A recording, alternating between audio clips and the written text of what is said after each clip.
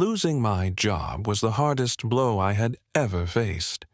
After years of dedication and late nights, to hear the words, "You're being let go," crushed me. I thought my wife, Sarah, would be my rock, my support system during this dark time. But instead, when I shared the news, she burst out laughing. Not a single word of sympathy, just cold, harsh laughter that echoed through the room. "I always knew you'd fail," she said, her voice dripping with contempt. "You never had what it takes." Those words stung worse than the job loss itself. I looked at her, searching for the woman I married, the one I trusted to stand by me. But all I saw was someone I didn't recognize, distant, bitter, and cruel. What made it worse was how her parents reacted. The moment I lost my job, they sided with her immediately. My in-laws acted like I was the reason for every problem in their family. They blamed me for Sarah's growing distance and harsh attitude. They whispered behind my back, making me feel like an outsider in my own home. They covered for Sarah, refusing to believe or acknowledge any wrong on her part.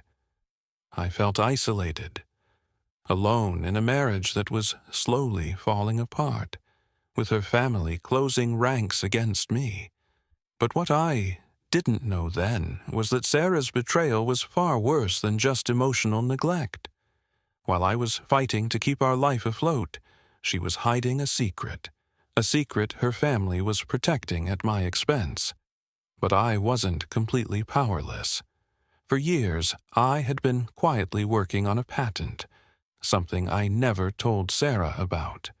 It was my safety net, my backup plan, though I never imagined I'd need it this soon. When the pain of the divorce began to sink in, I made a decision that shocked everyone. I sold that patent for $90 million, a fortune I never flaunted, but a fortune that gave me the strength to walk away. I agreed to everything Sarah wanted in the divorce papers, acting like I was defeated, like I had lost it all. But the real twist was yet to come. On the day we signed the final papers, her lawyer's face turned pale, and everything changed.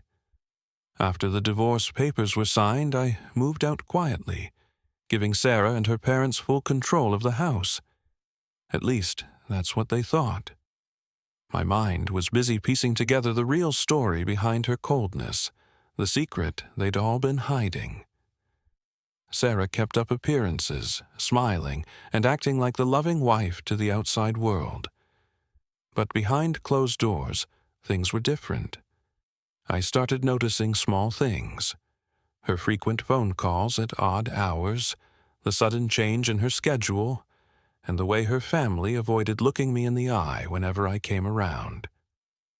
One day, while helping pack some boxes from the house, I overheard a conversation between Sarah and her sister that shattered any doubts I had left. "She thinks he'll never find out," Sarah's sister whispered. "Mom and Dad have covered everything up. They even blamed him for all this mess." My heart sank. They weren't just hiding her cheating. They were actively protecting her and turning the blame on me. It was like living in a twisted nightmare where the truth was buried under layers of lies and betrayal. But I wasn't about to let it end like this. I knew I had to take control, not just for myself, but to finally expose the truth. I started planning quietly, gathering evidence, watching, waiting for the right moment. The more I dug, the more I realized how deep the deception ran. Sarah's betrayal wasn't just a moment of weakness. It was calculated, and her family was fully complicit. I thought I had prepared myself for everything, but nothing could have readied me for what I found next. One evening, I decided to check the house one last time before handing over the keys for good. The place felt hollow, like all the warmth had been sucked out. As I walked through the living room, my eyes caught a glimpse of something unusual on the coffee table. A small, worn-out notebook. Curious, I picked it up and flipped through its pages. It wasn't just any notebook. It was Sarah's secret journal. The entries were raw, unfiltered, a window into the chaos she was hiding behind her polished facade. Page after page revealed the truth. Her late-night calls weren't just casual chats. They were with someone else. Someone she described as the only one who truly understood me. The journal detailed secret meetings, whispered promises, and a betrayal so deep it broke my heart all over again. But the real twist came when I read her confession about my in-laws. They weren't just protecting her out of blind loyalty. They were involved in covering up her affair. They blamed me, called me the problem, and even helped her keep the affair hidden from the rest of the family. It was like a dagger twisting in my chest. I knew then that this wasn't just about a cheating wife. It was a whole family conspiracy. The weight of that journal crushed me in ways I never expected. Sitting there in the dim light of our empty living room, I felt a storm of emotions, anger, heartbreak, disbelief, all swirling inside me like a hurricane. I kept reading, page after page, watching her betray not just me, but the vows we took, the promises made in front of our friends and family. Sarah's words weren't just cold, they were mocking. She wrote about how easily she fooled me, how my failures were a joke in her eyes. Each sentence was like a slap to my dignity. And then, the part about my in-laws, it hit me hardest. I had always thought family meant loyalty, a bond you could count on in the darkest times. But they had sided with her without a second thought.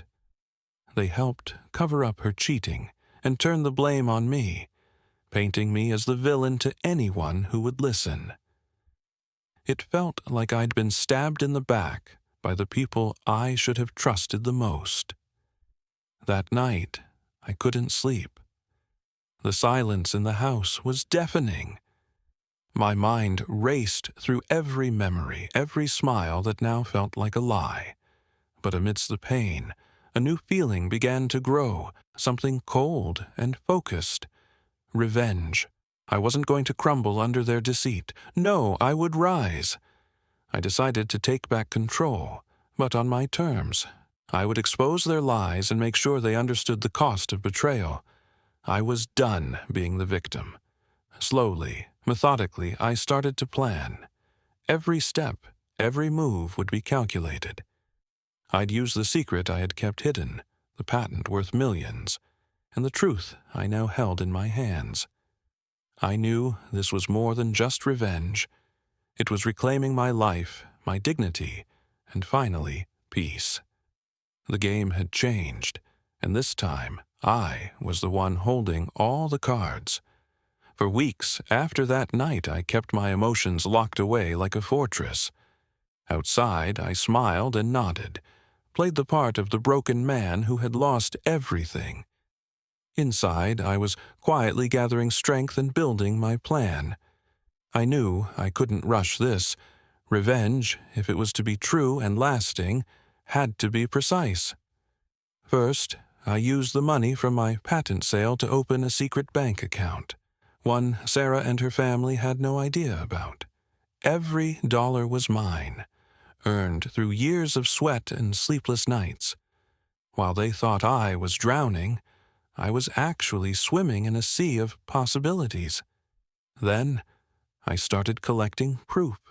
Phone records, emails, secret meetings, everything Sarah and her in-laws had tried so hard to hide. I hired a private investigator to dig deeper. The more dirt I uncovered, the clearer the picture became. This wasn't just a one-time mistake. It was a carefully orchestrated betrayal with the full support of her family.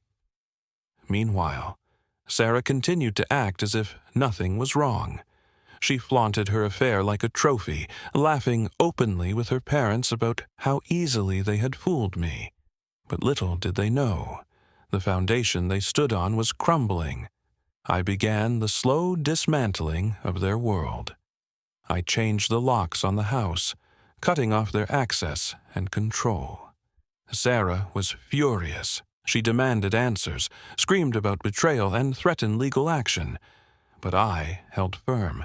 This was my house now, and I was done playing their game.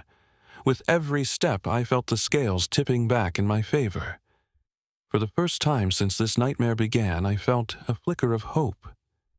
The pain was still there, but it was now fueling a fire inside me.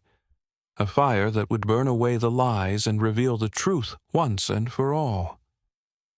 The tension had been building for months, but nothing prepared me for the moment when I finally confronted Sarah and her family in the courtroom.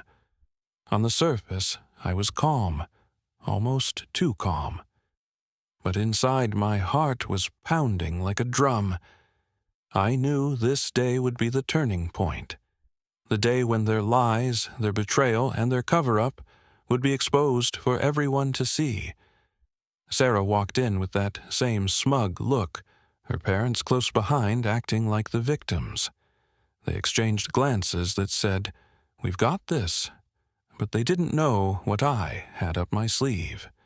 As the lawyers began going through the final financial disclosures, I watched their faces carefully. That's when it happened. Her lawyer gasped, the color draining from his face as he looked at the documents laid out in front of him. The secret patent sale. The $90 million hidden away. All of it accounted for, perfectly legal and untouchable. Their carefully constructed story of me as the loser who lost everything crumbled in an instant. Sarah's parents were speechless.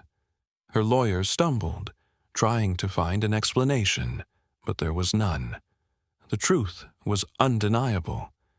In that courtroom, I saw their masks fall away, the arrogance replaced by shock, then fear.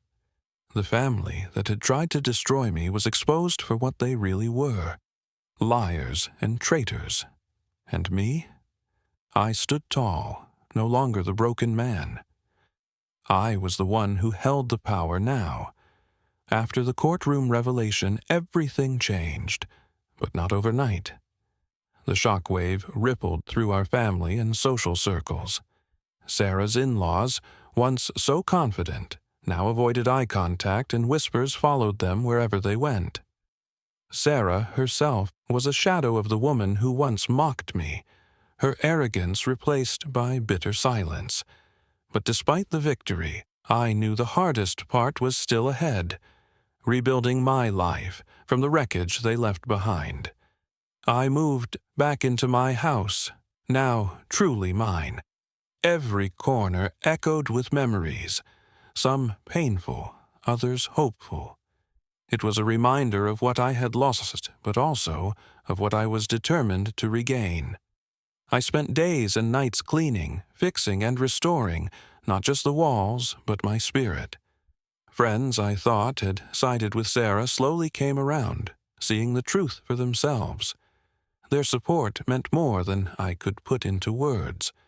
It reminded me that even in betrayal, loyalty and honesty have a place. Financially, the patent sale gave me the freedom to start fresh. I invested wisely, building a business that reflected my passion and hard work. But this time, I was smarter, more cautious. The lessons learned from betrayal hardened my resolve to never let anyone take advantage of me again. Emotionally, it was a slow healing process. The scars remained, but each day I grew stronger. I surrounded myself with people who valued me for who I was, not what I had. And most importantly, I forgave myself for trusting someone who never deserved it. Sarah and her family. They lost more than just money or a house. They lost my respect and the chance to be part of my future. And as I walked forward, I knew I had finally taken back what was mine, my dignity, my peace, and my life. The last chapter of this painful saga was about closure, and I knew it had to be done on my terms. After the court ruling, the lies and betrayals had been laid bare for everyone to see. But the deepest wound was still the family betrayal. My in-laws, who had once been pillars of support in my life, turned into conspirators in my undoing. Their cold support for Sarah's affair, the way they painted me as the villain, it was unforgivable.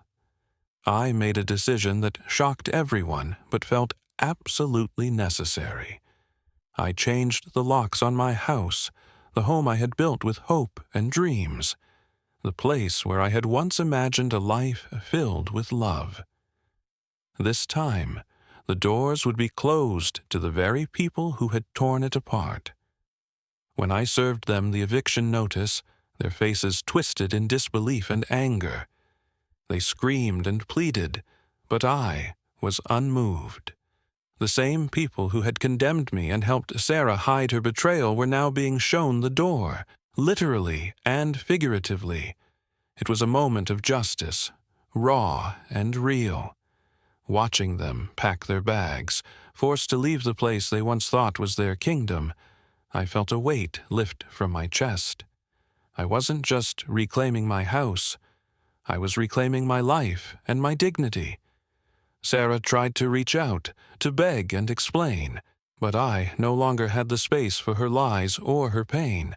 I had built a fortress around my heart, one built from the hard lessons of betrayal, resilience, and self-respect. Looking back, I realized something crucial. The worst betrayals come not just from those we love, but from those we trust most. But that betrayal doesn't have to define us. Today, I stand stronger, wiser, and free. Free from lies, free from manipulation, and free from a family that chose deceit over loyalty. This is my story. A story of pain, betrayal, and ultimately, redemption. A story of how I took back what was mine and walked away with my head held high. Sometimes, the greatest betrayals come not only from those we love, but from the very people we trust the most. Family is supposed to be a safe place, a foundation of support. But when that trust is broken, it shakes us to our core. This story teaches us that no matter how deep the pain or how cruel the betrayal, strength comes from within. True power lies in rising above hurt, reclaiming your dignity, and choosing to walk away from toxic relationships that only bring harm. Revenge isn't about destruction. It's about justice and self-respect. It's about setting boundaries, standing up for yourself, and refusing to let others control your life or define your worth. Most importantly, this story reminds us to never lose sight of our own value. Healing begins when we stop blaming ourselves and start believing in our ability to rebuild, stronger and wiser than before.